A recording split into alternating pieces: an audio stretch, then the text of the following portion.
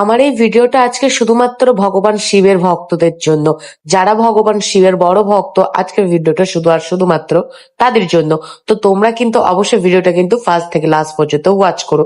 তো আমি উড়িষ্যার একটি এমন মন্দিরে এসে প্রবেশ করেছিলাম যে মন্দিরটা কমসে কম 80 থেকে 90 বছর পুরনো। শুধু তোমরা দেখতে পাচ্ছ এই মন্দিরটাতে রং করা হয়েছে, না হলে তোমরা ভগবানের মূর্তি দেখলেই বুঝতে পারবে যে কতটা পুরনো মূর্তি। তো ঢুকেই দেখো এখানে একটা জগন্নাথ দেবেরও মূর্তি আছে। আর আসল জিনিস যেটা তোমাদেরকে দেখাবো, যেটা দেখলে হয়ে যাবে তোমরা অবাক, সেটা হচ্ছে এখানে দেখো ভগবান শিবের পুজো হচ্ছে।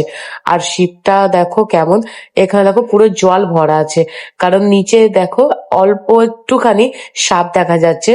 এই সাপটি নাকি শুনেছি এখানে সারা বছর ধরে এরকম জল ভরা থাকে, আর শুধু এই সাপের মুখটি ছোট্ট করে দেখা যায়।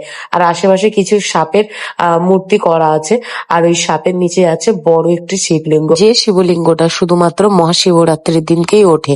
মানে মহাশিবরাত্রির দিনকে এখানে যে জলগুলো তোমরা দেখতে পাচ্ছ ভরা আছে, শুধু ওই একটা দিনের জন্য পুরো জল শুকিয়ে যায়। তারপর শিবের মাথায় জল ঢালা হয়ে গেলে অটোমেটিক্যালি ওখানটায় ফের আবারও জল ভর্তি হয়ে যায়। ওখানকার মানুষের কথায় শিব ঠাকুর নাকি পাতালে প্রবেশ করে। তো যাই হোক, এই মন্দিরটার ব্যাপারে জেনে তোমাদের কেমন লাগলো অবশ্যই কিন্তু লাইক, কমেন্ট, শেয়ার, সাবস্ক্রাইব করে জানিয়ে দিও। So bye bye.